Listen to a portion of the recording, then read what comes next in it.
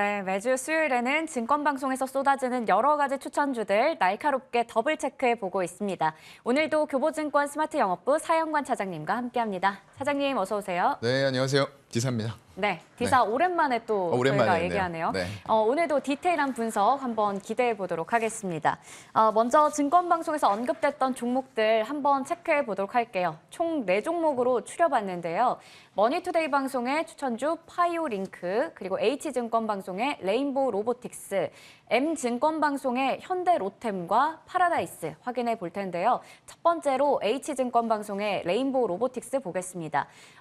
협동 로봇과 보행 로봇 플랫폼 등 로봇 전문 기업인데 목표 주가를 4만 원, 손절가 3만 원 제시해 주셨거든요. 그런데 어제 저희 머니투데이 방송에 김충성의 장단 맞춤 시간에도 저 종목이 유망주로 나왔었고요. 네. 목표 주가를 37,500원 정도로 잡아주셨습니다. 네. 사실 협동 로봇 관련해서는 최근에 이야기 많이 나오고 있는데 찾아보니까 좀 재밌는 건 뭐 로봇 팔로 이제 치킨도 튀길 맞아요. 수가 있다 이런 얘기도 있더라고요. 네, 지금 어떻게 최근에 보세요? 로봇이 네. 할 수 있는 분야가 굉장히 좀 맞아요. 많아지고 있어요. 그렇다 보니까 로봇에 대해서 관심이 예전에도 로봇 했을 때 분명히 산업용 쪽에서는 이런 로봇들이 활동을 많이 하고 있었어요. 그런데 우리 투자자들의 실생활 속으로 로봇들이 그때 다가와 있었냐? 그건 아니었죠. 네. 근데 최근에는 말씀해 주신 것처럼 로봇이 닭도 튀기고 피자도 만들고 서빙도 하고 여러 가지 활동을 일반 사람들이 볼 수 있는 분야에서 하다 보니까 이 로봇에 대해서 관심이 더 뜨거워지고 있는 거죠. 그만큼 밀접하게 우리 생활 속으로 서비스형 로봇도 예전엔 산업용만 있었기 때문에 그 라인이라던가 공장에서 일하시는 분들이 아니라고 하면은 특별히 그 로봇들을 직접적으로 볼 기회가 없었다라는 거죠. 네. 근데 그만큼 우리 실생활로 밀접하게 들어왔다. 그만큼 로봇이 빠르게 지금 우리 생활에 퍼지고 있다라는 인식을 여러분들이 하셔야 된다라는 거예요. 그래서 일단 말씀해 주신 내용들의 의견은 좀 일치적으로 드리고 싶고요. 가격 전략은 살짝 좀 다르게 가고 싶은데요. 일단 협동 로봇, 보행 로봇 플랫폼 이런 쪽은 이제 인간형 이종 로봇이에요. 얼마 전에 유명 대기업들에서 발표했었던 휴머노이드 이런 쪽들의 형태가 되겠죠. 그러면서 인간이 혼자서 하기 힘에 부치거나 아니면 할 수 없는 불가능한 것들을 로봇의 도움을 받아서 같이 할 수 있는 이런 형태가 될 거다라고 보고 있고요. 향후에는 협동 로봇이 이제 인간과 상호작용을 하면서 일단 AI라던가 인공지능까지 같이 탑재된다라고 했을 때에는 어떤 조금 더 발전된 형태의 로봇이 나올 수가 있는 거죠. 상호 커뮤니케이션을 하면서 협동하면서 네가 이쪽 좀 잡고 있을래? 내가 여기 할게. 막 이런 식으로까지 할 수 있는 로봇의 형태가 나올 수 있다라는 말씀을 드리는 거고요. 그런 부분에 있어서 로봇의 수요 증가는 필연적입니다, 여러분들. 그래서 이 산업 분야는 주가의 부침은 있을 수 있어요. 왜냐하면 아직까지 시장이 완벽하게 서비스형이 개화된 건 아니기 때문에 그렇거든요. 하지만 우리가 그렇다고 해서 주가가 빠져 있을 때 이 종목도 지금 굉장히 경기 침체로 갈 수 있고 금리 인상하니까 빼놔야지 고성장주 이거 실적도 제대로 못 내고 있는 기업들 대부분이잖아 라고 생각하면서 관심 종목을 삭제하면 안 된다라는 거고요. 일단 산업용 로봇 분야에서도 신규 수주하고 수주 잔고 지속적으로 증가하고 있습니다. 특히나 이제 서비스용 로봇이 굉장히 빠르게 급성장하고 있어요. 작년 대비했을 때 30%가 넘는 시장 성장의 규모가 집계가 되고 있고요. 앞으로는 이런 부분들이 더 커질 수가 있다는 거예요. 물론 산업용도 아직 전체 크기로 봤을 때는 캐파가 큰 건 맞습니다. 하지만 그 속도 자체가 일단은 서비스용 로봇에서 조금 더 압도할 수 있는 부분들이 나올 수 있다는 게 제 생각이고요. 일단 코로나 팬데믹으로 자동화 시장이 빠르게 다가왔어요. 그 속도는 점점 더 빨라질 수밖에 없다라고 생각이 되고요. 이 기업 같은 경우에는 외부 부품 조달해서 단순히 조립만 하는 업체는 아닙니다. 기술력을 충분히 가지고 핵심 부품을 제조를 하고 있기 때문에 타 업체와는 분명히 다른 경쟁력을 가지고 있고 결국엔 이런 것들이 밸류상에서 조금 더 업해줄 수 있는 이런 요인들이 될 것 같고요. 3분기에 흑자 달성했어요. 4분기 연속으로 흑자고요. 4분기에도 역시나 흑자 달성하면서 흑자 기조를 유지해 갈 수 있을 것으로 전망이 됩니다. 분기 매출이 조금은 아직은 작아요. 한 30에서 40억 정도 나오고 있는데 말씀드렸던 대로 이런 협동 로봇 분야가 급속하게 발전이 된다라고 했을 때는 분기당 매출이 증가가 되면서 내년에는 230억 연간 매출 예상이 되고요. 24년에는 400억 이상의 매출이 발생이 될 것으로 전망을 하고 있습니다. 그래서 연말까지 라인업도 기존 3개에서 5개로 확대하면서 북미라던가 유럽 쪽 공략할 것 같고요. 25년까지는 용접, 도색, 식음료, F&B 이런 부분인데 그런 쪽에서도 점점 더 포트폴리오 확대하면서 9개 모델까지 확대하고 점점 더 수요는 증가될 수밖에 없다라고 생각을 합니다. 네, 그렇다면 가격 전략을 좀 다르게 주셨다고 하셨는데요. 네. 저는 일단은 매수는 한 29,000원 정도까지 열어놓고 좀 해보시면 좋을 것 같고요. 손절을 오히려 한 26,000원 정도를 이탈했을 때 손절을 잡고 들어가시면 좋을 것 같고요. 목표가는 4만 원까지 가기 전에 일단 매물대가 좀 강한 게 있어요. 그래서 37,500원 단에서 보고 다시 한번 판단하도록 하겠습니다. 네, 좋습니다. 앞서 얘기해 봤듯이 이 공사 현장에서 벽을 뚫는 로봇도 있겠지만 뭐 커피를 만드는 로봇팔도 있고요. 요즘에 정말 산업용과 서비스용 다양하게 로봇 산업이 좀 진출할 수 있는 시장이 커지고 있는 상황이죠. 내년에 실적 성장이 본격화될 거라는 기대감도 갖고 있는 상황입니다. 의견 일치 제시해 주셨고 가격 전략에 좀 차이가 있다는 부분 참고하시면 좋을 것 같습니다. 네, 이어서 저희 현대 로템 체크해 볼 텐데요. M경제방송의 추천주입니다. 네옴시티 관련해서 철도 관련 MOU 체결 이야기도 있었고 또 지금 뭐 중동 쪽에 수출 기대감, 방산 쪽 이야기도 있어서 두 가지 모멘텀을 가지고 있거든요. 네. 어떻게 보시나요? 맞아요. 일단은 지금 방산이 조금 최근에 주목을 많이 받고 있어요. 폴란드하고 K2 전차 워낙에 대규모로 수주 이런 이력들이 있기 때문에 이런 것들이 결국에는 향후에 우리가 접근할 수 없었던 그간의 지역이었죠. 유럽이라던가 이제 북미 시장까지도 바라볼 수 있는 K방산의 포지션을 잡았다라는 평가를 내릴 수밖에 없어요. 그래서 그만큼 제가 현대 로템에 대해서는 방산주 중에서도 조금 많이 말씀을 드렸던 것 같아요. 결국은 이러한 결과들로 지금 굉장히 좋은 주가를 보이면서 다시 정고점 3만 원을 돌파할 수 있느냐 없느냐 그 위치로 가고 있는 것 같고요. 일단 K2 전차, 폴란드 쪽의 수주가 가장 컸습니다. 지금 유럽 진출의 교두보를 열었다라고 생각이 되는 그런 수주였고요. 네옴시티 관련해서도 지금 철도협력 관련 MOU가 체결이 됐어요. 근데 아까도 이제 잠깐 말씀해 주셨지만 MOU는 MOU일 뿐이에요. 정식 계약을 하기 전에 가체결 계약이기 때문에 이게 MOU가 됐다고 해서 무조건 MOU 했던 만큼 수주 받을 거야 라는 생각은 약간 위험할 수 있어요. 그렇기 때문에 이렇게 수주를 MOU 체결을 받을 수 있는 기술력을 가지고 있구나 정도로 지금은 생각을 하시면 좋을 것 같고요. 본격적인 수주가 나타날 때쯤에 이런 주가에 애들은 조금 더 더해지지 않을까라고 생각이 됩니다. 일단 협약 규모를 봤을 때 한 2조 5천억에서 3조 6천억이에요. 그래서 여전히 이런 사우디라던가 중동 쪽에 대한 수주 기대감들은 유효하다라고 보여지고요. 노르웨이 쪽도 연말 수주가 거의 임박했다라는 얘기들이 여기저기서 많이 들려오고 있어요. 근데 이런 부분들은 좀 가능성이 높다라고 보고 있는 게 아까 말씀드렸던 대로 우리가 그동안에는 범접할 수 없었던 지역이었어요. 유럽이죠.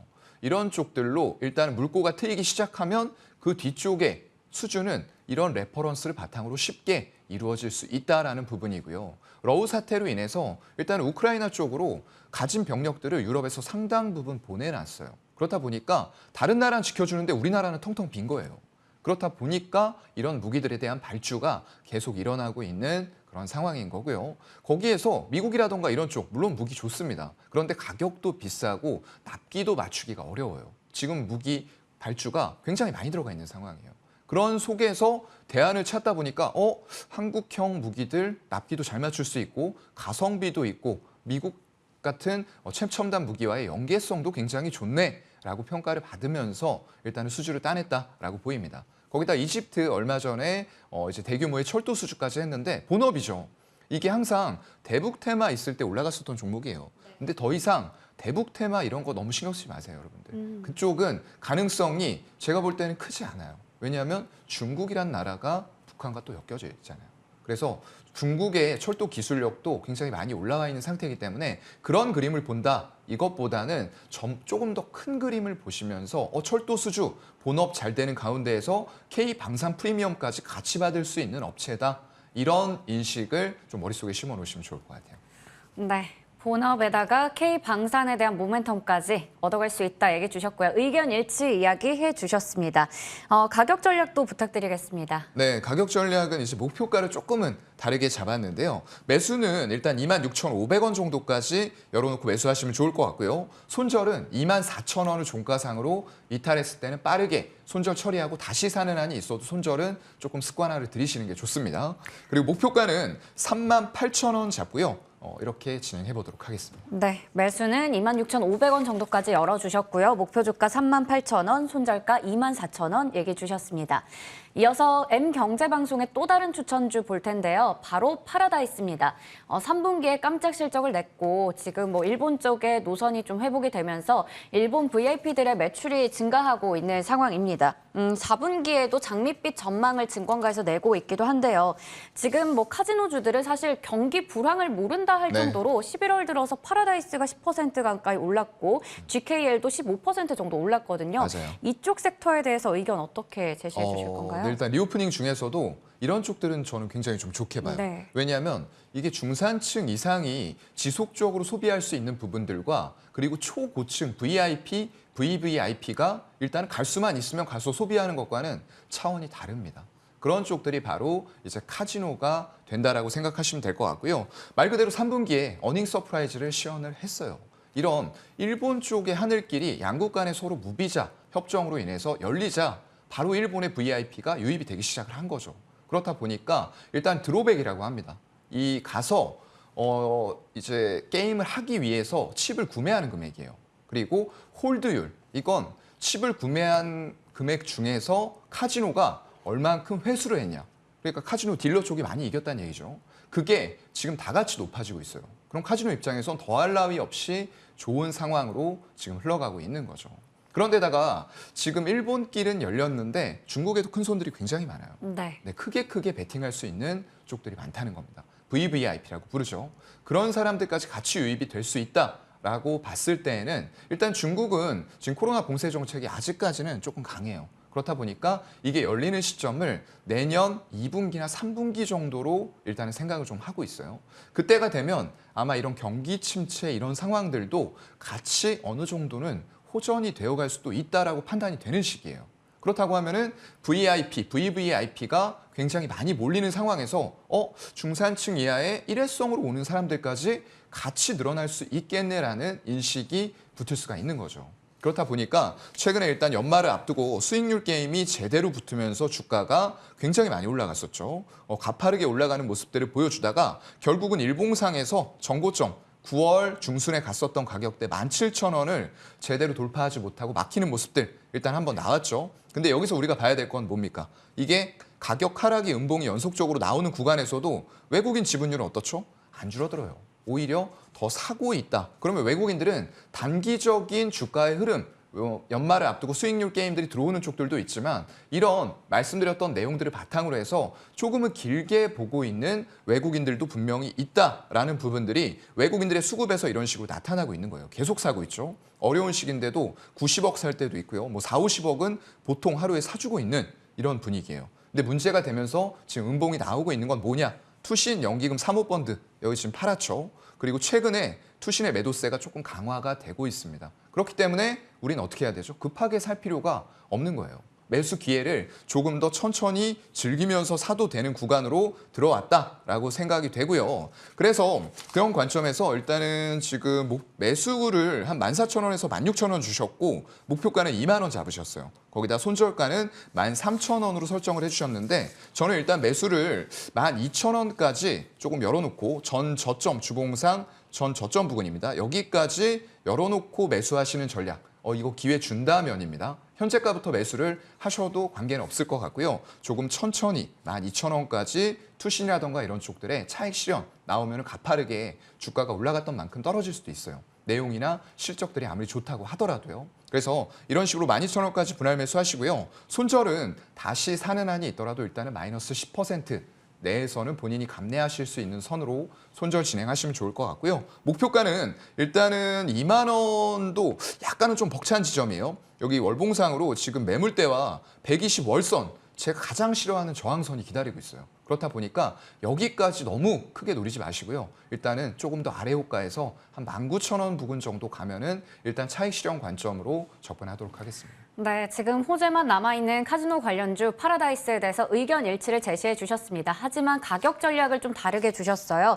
매수를 지금 외국인들은 잘 하고 있지만 기관이나 투신 쪽에서 차익 실현이 나오고 있고 좀 더 눌릴 가능성이 있기 때문에 너무 급하게 들어가지 말자. 기회가 왔을 때 들어가자 얘기 주셨고요. 매수는 지금 시점부터 12,000원 전저점까지 좀 열어두셨고요. 그리고 목표 주가를 19,000원 부근까지 설정해 주셨습니다. 이렇게 참고해 보시면 좋을 것 같고요. 오늘도 이렇게 여러 증권방송에서 나온 추천주들 더블 체크해봤습니다. 지금까지 교보증권 스마트 영업부 사영관 차장님과 함께했습니다.